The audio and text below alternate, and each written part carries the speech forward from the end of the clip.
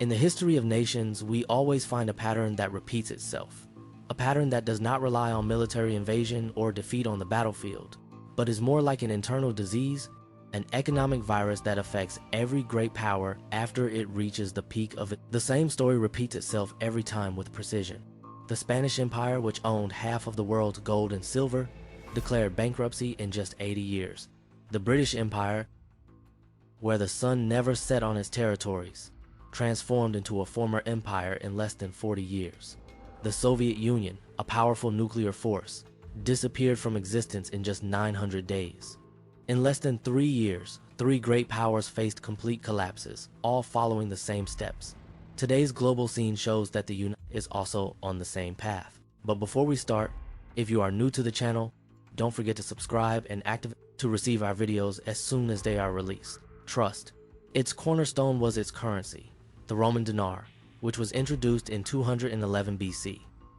The dinar was a coin weighing 4.5 grams of pure silver, and for centuries, the currency maintained its value because the Roman Empire preserved the purity of silver.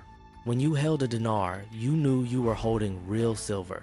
However, empires are costly, and with every expansion, cost more ways, more expenses. In the end, expenses exceeded what the Romans collected in taxes.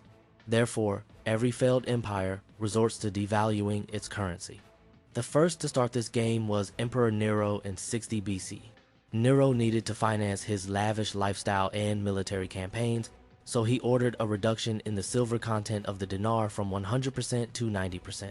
Just a 10% difference, but that 10% became pure profit for the emperor, and the silver was used to mint 10 coins, now minted 11. The same amount of silver but more coins in the market, which is the official definition of inflation. However, the real disaster didn't come with Nero. In 211 AD, the silver content of the dinar reached 50%. Let's jump ahead about 50 years to 265 AD during Emperor Gallienus' reign, and we find that the silver content of the dinar became only 5%. Imagine a currency that was pure silver now has 95% of it made of cheap metal covered with a thin layer of silver.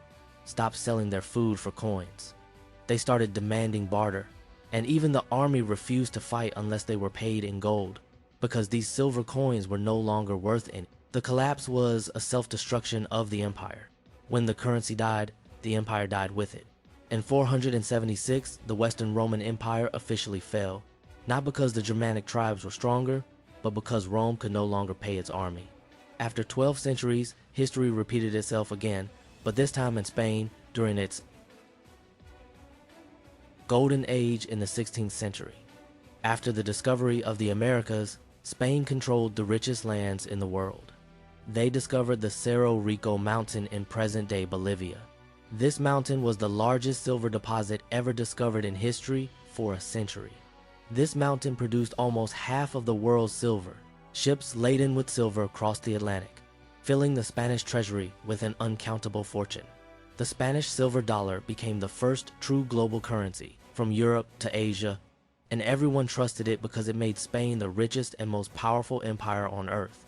Here, they repeated the same. The problem with money is that when it increases, its value decreases.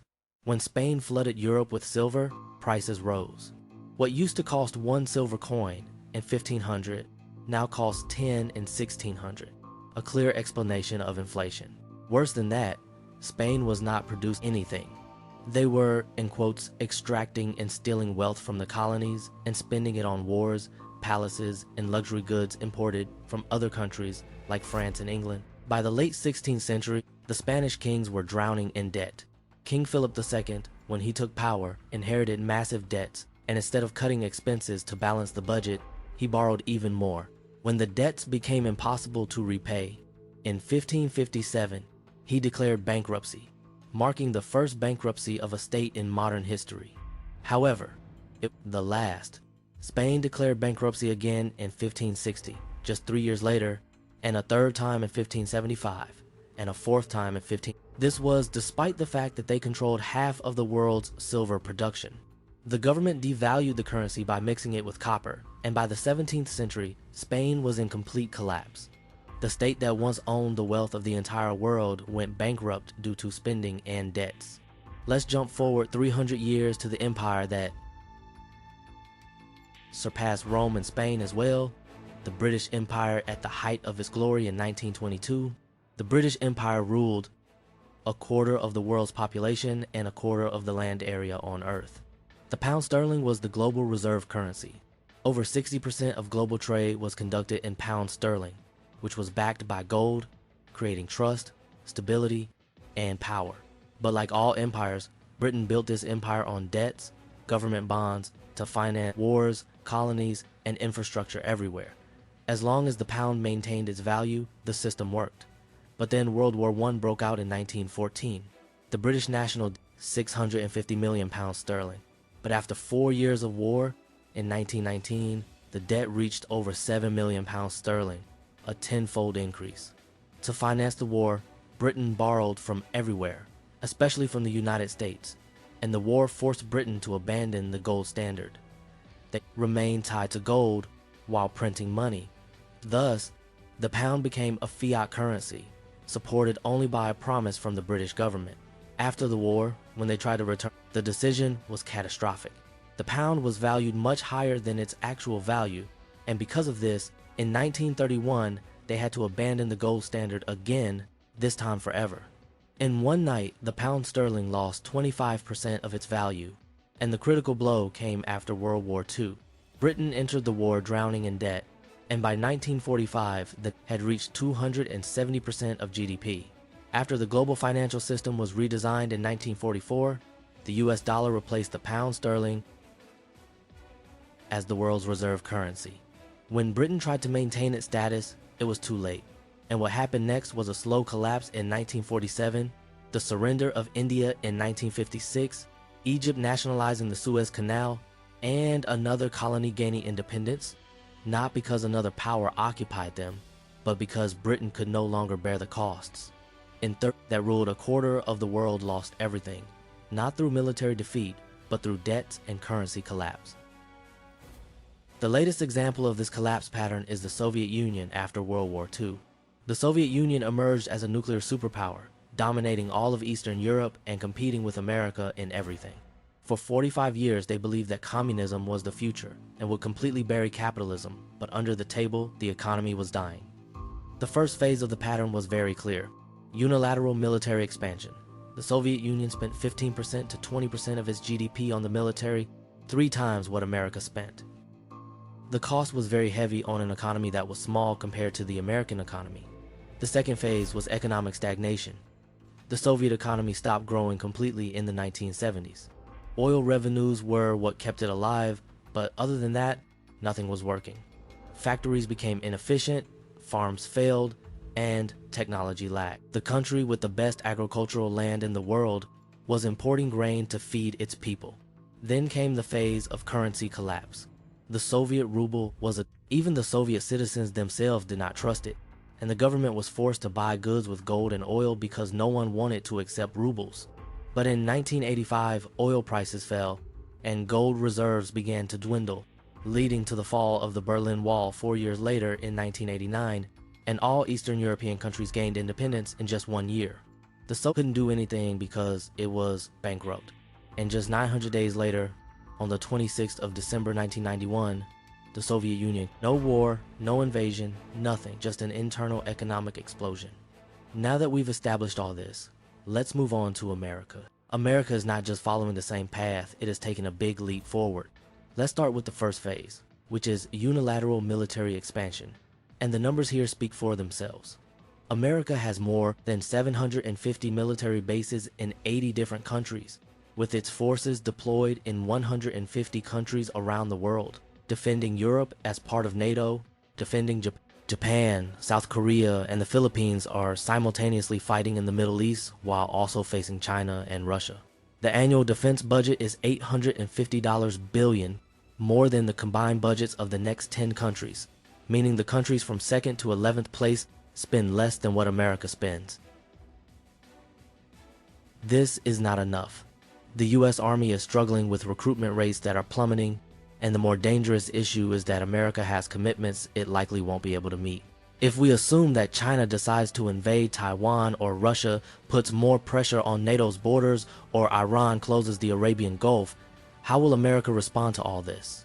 It's the same dilemma Spain faced when it was fighting on 4 continents at the same time, and the same thing that happened to an empire stretched over 6 continents. And the military presence in our region is perhaps the clearest example of this expansion. Bases everywhere, fleets in the sea spread across the heart of the world as if it were their own.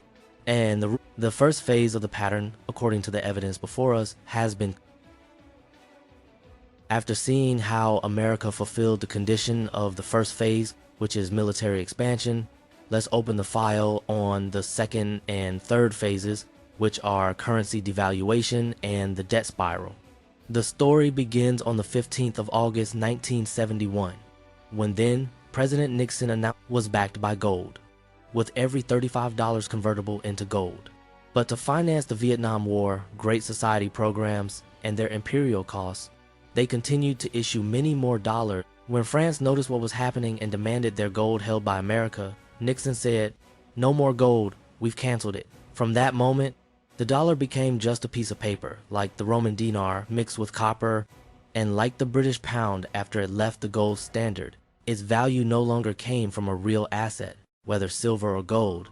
The printing exceeded $6 trillion, and the result is that the dollar has lost 98% of its purchasing power compared to what it was in 1971.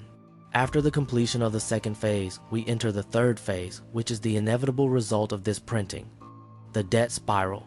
The U.S. national debt has reached over $36 trillion, about 120% of GDP. And the more dangerous aspect of the debt itself is its interest, which alone is $1 trillion annually, more than the entire.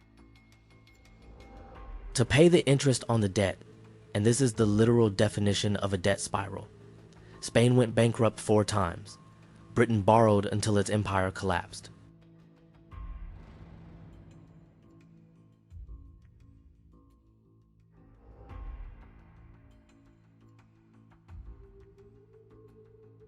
The Soviet Union ran out of money, and the scene before us indicates that America is on the same path. The third phase has been completed. After military expansion, currency devaluation, and debt, we enter the fourth phase, which is the loss on imports for almost everything: medicines, electronics, steel, even military components. The same thing happened with Spain.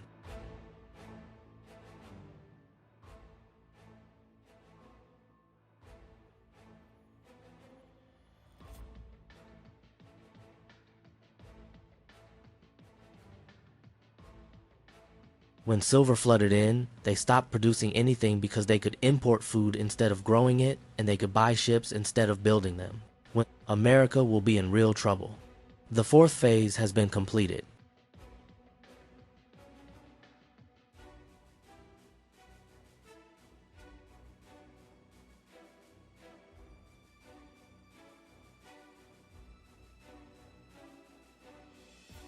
After the completion of the fourth phase, we move to the fifth, which is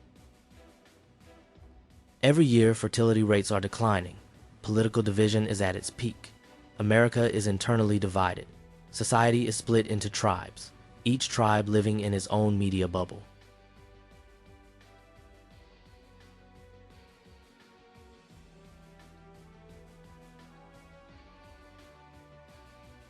They have their own truths and morals. Everyone is talking, and no one is listening. The result is a country that can't even agree on what reality is. They can't even agree on what a man. After completing the first 5 phases, the pattern reaches the 6th and final phase, which may be the most dangerous and sensitive regarding the current global situation: the loss of reserve currency status. This is the moment when allies start looking for alternatives and trade shifts to other currencies. The dollar, which was no one wants it. The scene before us indicates that we are not talking about a future possibility, we are talking about something that is actually happening today. The BRICS nations are currently developing payment systems.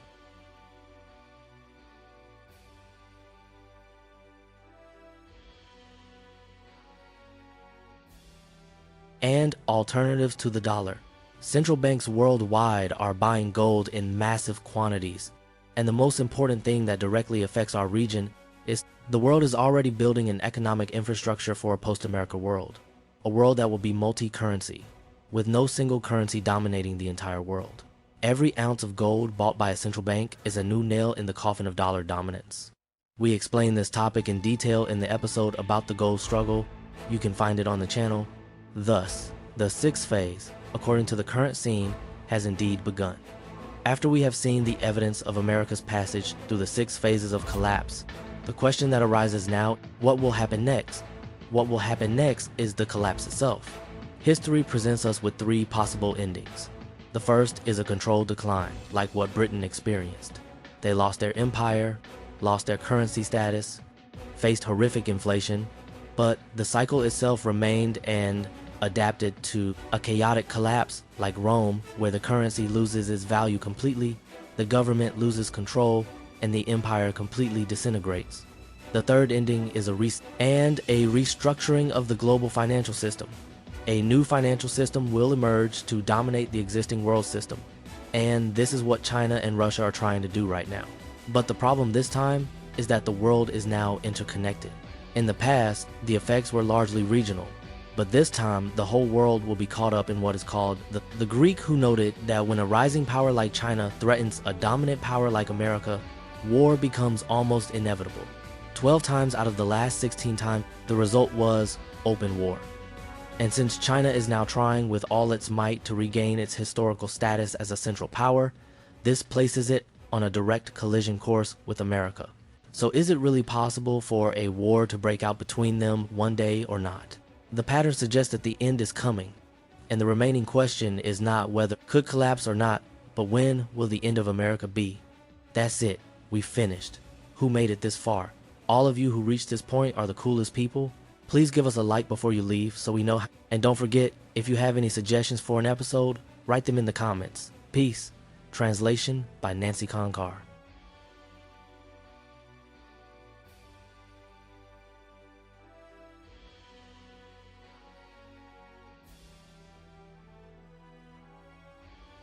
ممكن تنهار ولا لا؟ بل نهاية أمريكا هتكون إمتى؟ بس كده خلصنا مين وصل لحد هنا. كل اللي وصلوا انتوا أجدع ناس. اعملوا لنا بقى لايك قبل ما تخرجوا علشان نعرف كم واحد وصل للآخر. وما تنسوش لو عندكم ترشيح لحلقة اكتبوه لنا في التعليقات. سلام ترجمة